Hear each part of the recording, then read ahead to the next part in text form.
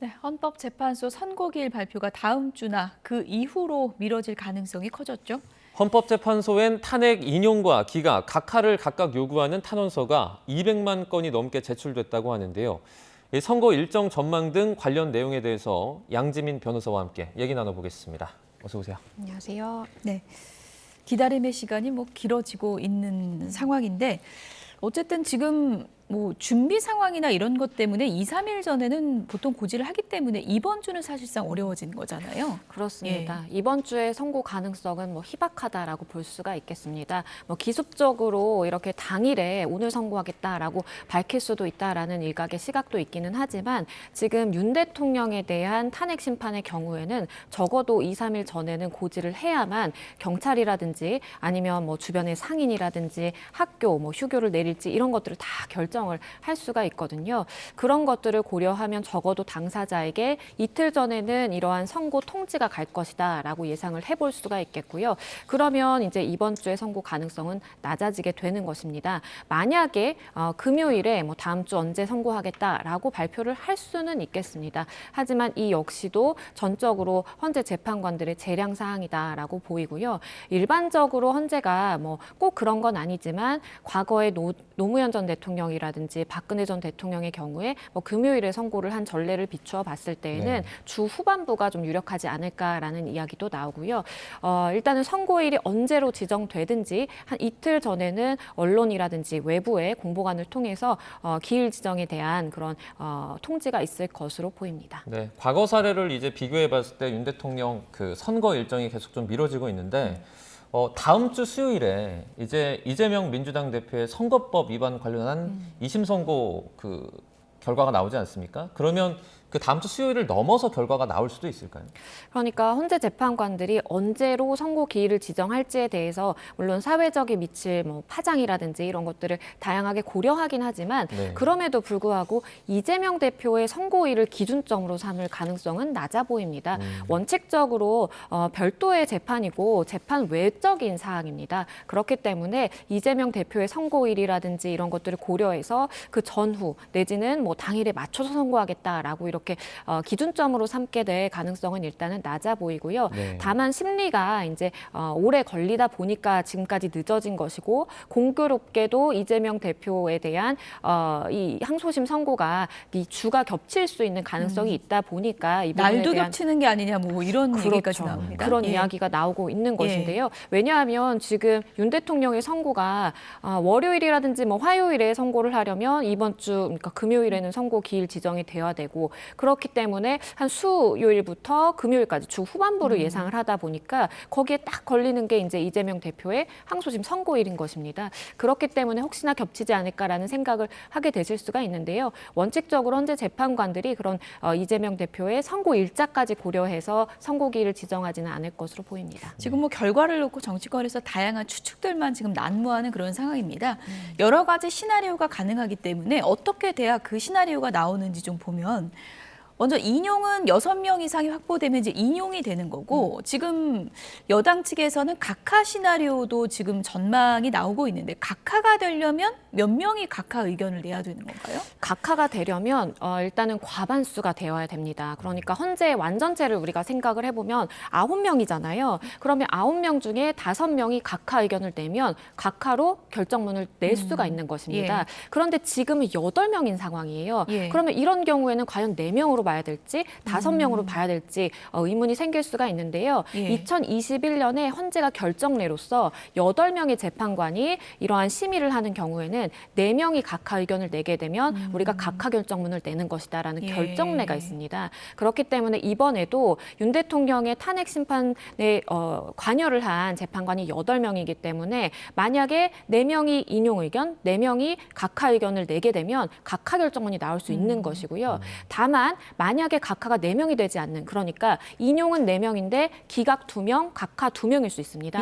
그럴 때에는 각하 4명을 충족시키지 못했기 때문에 기각 결정문이 나오는 것이고요. 인용이 6명은 확보를 못한 거니까요. 그렇죠. 그러니까 1차적으로 이게 각하가 돼야 될지 아닌지를 우리 보자라고 해서 각하의 의견을 동의하는 그러한 이제 편결을 하게 됩니다. 그런데 각하가 만약에 4명이 안 된다. 그러면 인용인지 기각인지 우리 들어가 보자라고 해서 판단을 하게 되는 것이고요. 다들 다들 아시는 것처럼 인용의 경우에는 6명이 찬성을 해야 됩니다. 그래서 6명이 안 될 때에는 기각이나 각하로 되는데 각하가 되려면 4명이 각하 의견을 밝혀야 된다라고 보시면 됩니다. 네. 그럼 절차상 이제 인용은 조금 제외를 해놓고 각하가 됐을 때와 기각이 됐을 때 그 다음 절차는 어떻게 다릅니까? 그러니까 각하와 기각으로 나눠지게 된다면 네. 만약에 각하로 가면 이제 각하의 결정문이 나오는 것이고 그것은 비교적 간결할 수 있습니다. 왜냐하면 각하라는 것은 우리가 본안 판단에 들어가기 이전에 이러한 절차가 잘못됐기 때문에 우리가 그 본안의 심리조차 할 필요 없다라는 것이 각하거든요. 네. 그렇기 때문에 만약에 각하로 의견이 모아지게 된다면 그 결정문이 굉장히 간결할 수 있는 것이고요. 네. 만약에 기각으로 간다라고 한다면 일단 각하는 아니기 때문에 윤 대통령의 그러한 행위가 우리가 위법한지 파면에 이를 정도인지 이런 것들을 다 심리를 하는 것이 이제 전제가 되어 있는 것입니다. 그렇기 때문에 기각으로 가게 된다면 결정문 자체는 뭐 인용의 결정문과 비슷한 정도의 굉장히 긴 결정문이 나올 가능성이 있습니다. 네. 보통 이제 주문이 나오면은 끝까지 들어봐야지 결과를 알 수 있는 거죠.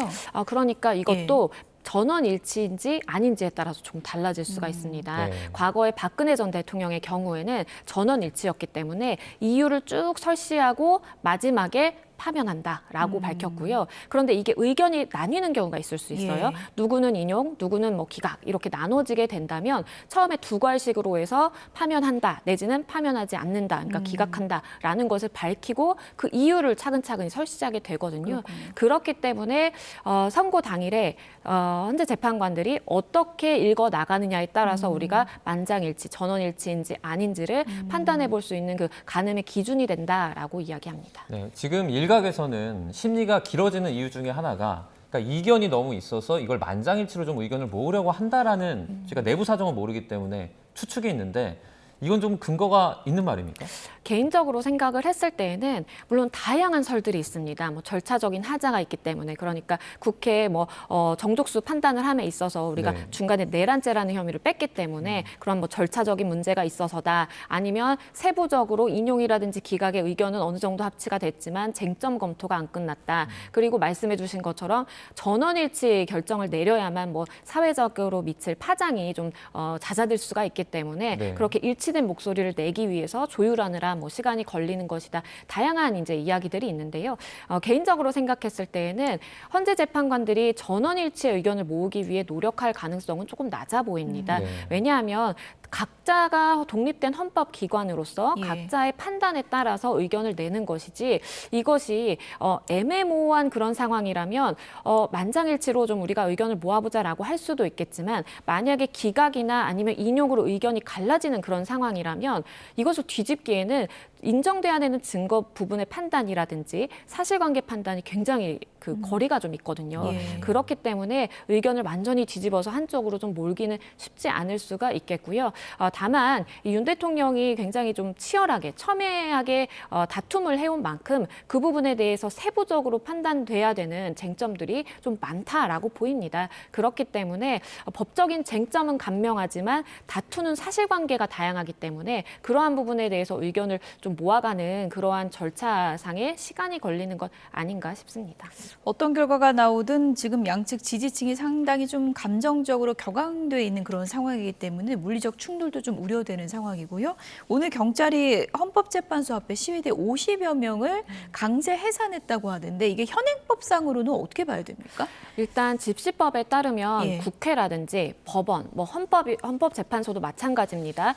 반경 100m 이내에서는 집회 시위 신고를 하더라도 이걸 허가내주지 않습니다. 법적으로 금지가 되기 때문이에요. 네. 그런데 여기서의 맹점은 내가 이렇게 집시법에 해당하는 우리가 집단적으로 시위를 하는 것이 아니라 내가 1인 시위 그냥 팻말 들고 혼자 가겠다라고 하는 경우에는 막아설 근거 규정이 없거든요. 네. 그렇기 때문에 한 사람, 두 사람 모이다 보니까 이것이 굉장히 많은 인원이 돼서 실질적으로는 집시법에서 규정을 하고 있는 그러한 집회로 볼 수 있는 그런 상황으로 판단을 했기 때문에 경찰에서는 해산 명령을 내린 것입니다. 그래서 이 부분에 대해서 보기에 따라서 나는 1인 시위였다 할 수도 있겠지만 지금 상황이 상황인 만큼 굉장히 좀 소요 사태가 일어날 수 있는 위험성이 있는 만큼 경찰이 좀 엄격하게 그 부분은 판단을 하고 있는 상황입니다. 네.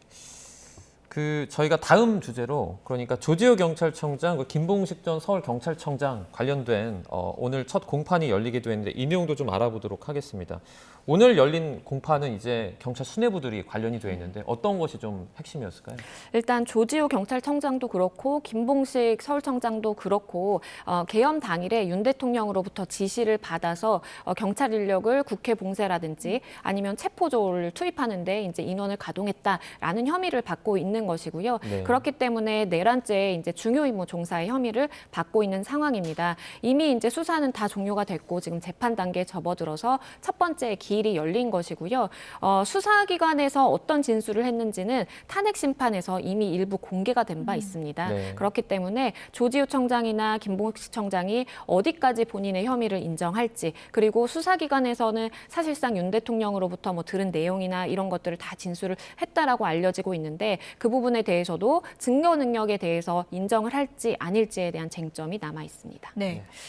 아무래도 그 헌재에 나갈 때랑 본인 이제 재판, 형사재판 나올 때랑 뭐 좀 마음가짐이나 전략이 좀 다르겠죠? 그렇습니다. 헌재에서는 조지호 청장도 건강이 굉장히 위중한 상황임에도 불구하고 어렵게 출석을 했지만 핵심적인 쟁점에 대해서는 본인이 피고인으로 재판을 받고 있기 때문에 진술하지 않겠다라면서 이제 넘겼거든요. 예. 그래서 본인의 사건이 아니다 보니까 사실은 굉장히 좀 신중하게 발언을 하지 않는 모습을 보였고요. 다만 형사재판에서는 그러한 쟁점들을 치열하게 다툴 가능성이 있습니다. 본인에 대한 유죄, 무죄 판단을 가릴 수 있는 만큼 본인은 명령을 하달받아서 인력을 투입하긴 했지만 내란죄에서 규정하고 있는 국헌문란의 목적을 나는 가지고 있지 않았다. 즉 범죄에 고의가 없었다라고 굉장히 치열하게 다툴 가능성이 있겠고요. 물론 불구속 상태이긴 하지만 유죄 판단을 받으면 또다시 또 인신 구속을 받게 될 가능성이 있거든요. 그렇기 때문에 뭐 증거 하나하나에 대해서 진술 하나하나에 대해서 치열하게 다툴 것이 예상이 됩니다.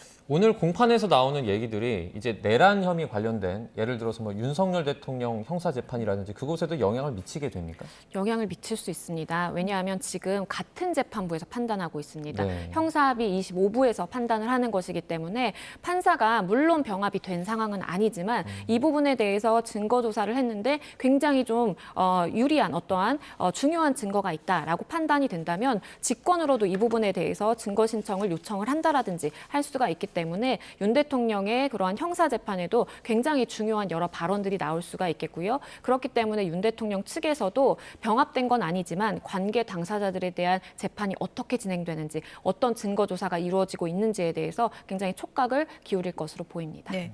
아무래도 뭐 헌법재판관들이 지금 굉장히 장고를 이어가고 있는 그런 상황인데 형사재판 관련해서 결과가 나오지 않은 상황에서 탄핵 여부를 결정할 때 이 부분도 좀 형사재판 결과가 좀 신경이 쓰일 수도 있을 것 같은데요. 그렇죠. 그 관계는 어떻게 봐야 될까요? 그렇기 때문에 예. 만약에 이러한 형사재판에서 혐의를 받고 있는 핵심 행위가 헌재 판단에 있어서도 굉장히 핵심으로 연결이 된다라고 할 때에는 헌재법에서 형사재판이 계속 중일 때에는 헌재 심판에 대해서 중지할 수 있다라는 규정을 그래서 두고 있는 예. 것입니다. 근데 그럼에도 불구하고 그렇게 해서 재판을 중단할지 아닐지는 또 헌재 재판관들의 재량에 달려있는 부분이기 때문에 이번 윤 대통령에 대한 탄핵 심판에 있어서는 헌재 재판관들이 우리는 형사재판 진행될 때까지 못 기다린다. 그대로 절차 진행하겠다라고 결정을 한 것이고요. 일단은 헌재 재판관들이 보기에는 내란죄에 관련된 그런 혐의뿐만 아니라 다양한 윤 대통령의 행위 자체에 대해서 위헌 위법성만 판단하면 된다라는 시각을 가지고 있는 것 같아요. 예. 그렇기 때문에 이미 뭐 선고만 앞두고 있는 상황이기 때문에